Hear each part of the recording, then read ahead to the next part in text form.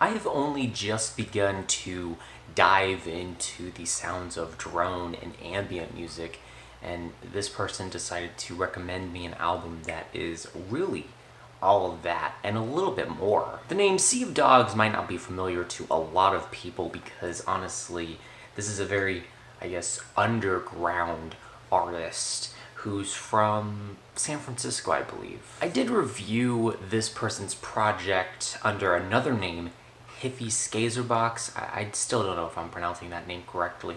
I did an album review catch-up, and I enjoyed the project. It had some flaws in my eyes, but still it was a very interesting listen, to say the least. Now, in my album review catch-up, I did point out that the person that recommended me that project also recommended me another project.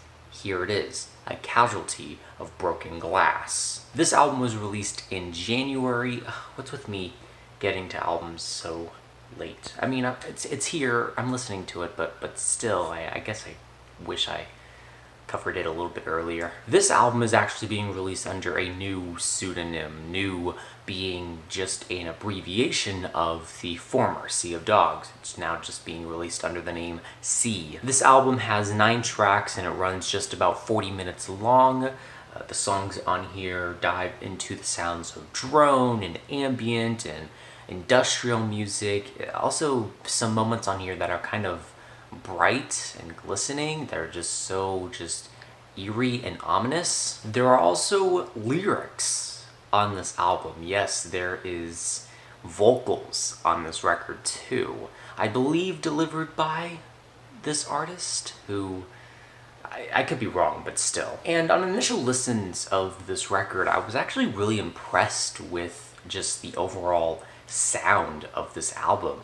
And still to this day, I am still kind of impressed. Like the opening track, I Fall, I was really impressed with the subtle building of electronics. Very fluttery and just, again, gradually build on top of one another as the song progresses. And while the beginning of the track is really pretty, really nice, and kind of beautiful, the ending starts to become noisy and almost distorted in some way. It then cuts off and goes into the next track, Blood Ties, which is the first track on this album that actually has lyrics. Which throughout the first half of this track, you're getting these warped, kind of manipulated instruments. I don't know what they are. They could be like strings or synths, whatever they are.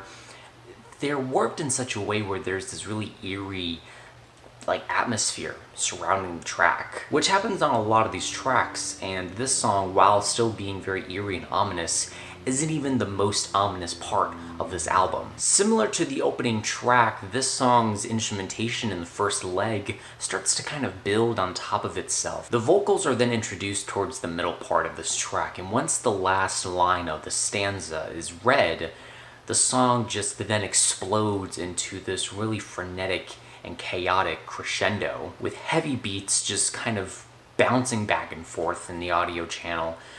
These weird metallic hits of something, I don't know what they are.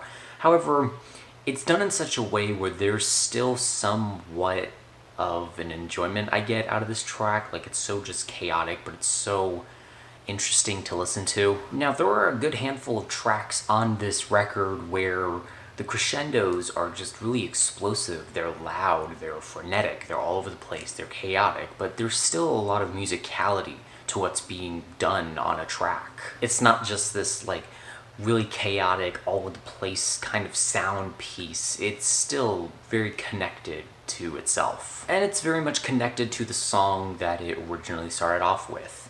I think the last track on this record is a great example of that, which is probably one of the more ominous and unsettling songs on this album, with its rumbling synth note bass line. What the hell is that? I don't know, there's so much on this record that I almost don't know about, but it's just so interesting to listen to and to look at. There are also these very heavy and just gargantuan drums on this track that are almost earth-shaking. There's also a guitar passage that happens on this track that is strangely beautiful in such an eerie way. The track kind of bows down towards the middle portion of the track and gives way to the vocalist, and as the song progresses, it builds and builds and builds on top of itself to give way to one of the more explosive and loudest crescendos on this album. You still have those pounding kick drums, but this time they're matched with some incredibly noisy synthesizers, almost to the point where the distortion is just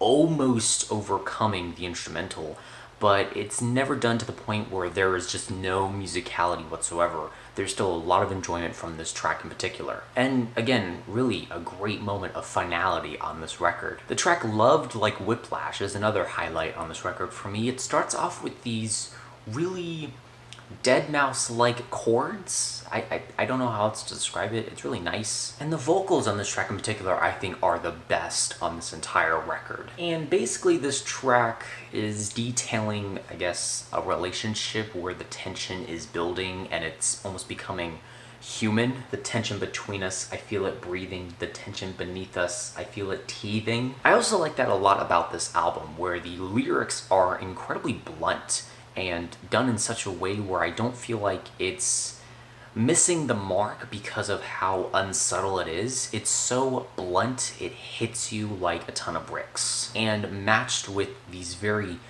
heavy and just cacophonous instrumentals, really vocally, instrumentally, and lyrically, this record is top notch. Now, there are songs on this record where I feel like the track as a whole kind of bogs this album down a little bit. For example, the track Pincushion Horror, I think the vocals, I don't know, I kind of find them a little uncomfortable in some way. I don't know if it's because they're too close to the mic or whatnot, or maybe the effects on them are just a little weird, but it also is matched with an instrumental that I think is a little lackluster compared to the rest of the songs on this album. The opening track, which I don't mind, but I definitely think it could have been fleshed out a little bit longer. And there are some songs where the lyrics of the track could have been better, in my opinion. However, most of the songs on here are really enjoyable, really cacophonous, really loud, up my alley in some respects. I really like some of the other musical embellishments that occur on this record too within each track, like the track The Longest Silence, which is anything but. These really sharp and piercing piano chords at the end of the track really add just a sense of dread to the song as a whole. And that's one thing I really like about this record. There's just so many different things about the album that you can kind of dive into. It's almost like a musical onion in some way, where you just kind of peel back the layers to the thing, and there's just so many layers to this album, which in one hand could be a little frustrating.